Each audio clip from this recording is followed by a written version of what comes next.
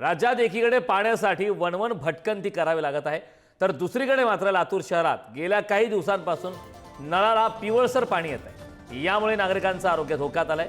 लातूर महापालिकेच्या या ढिसाळ नियोजनाच्या निषेधार्थ भाजपच्या वतीने आता पालिकेसमोर जलाभिषेक आंदोलन करण्यात आले। पिवळसर पाणी पुरवठ्यामुळे नागरिकांच्या आरोग्याचा प्रश्न निर्माण झालाय।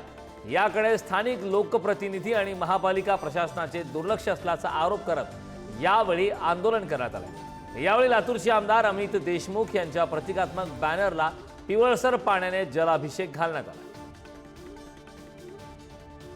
जे पाणी नळाला घाण पाणी येते त्याच पाण्याने इथले आमदार असतील, इथलं प्रशासन असेल, त्यांना अभिषेक घालण्याचं काम भारतीय जनता पार्टीच्या वतीनं या ठिकाणी आज केलेलं आहे। आणि प्रशासनाला आम्ही इशारा दिला आहे की हे पाणी चांगल्या पद्धतीनं शुद्ध करून जोपर्यंत तुम्ही लवकरात लवकर जर नाही केलं तर याचा पेक्षाही चांगलं मोठं तीव्र आंदोलन या लातूर शहरामध्ये उभं केलं जाईल।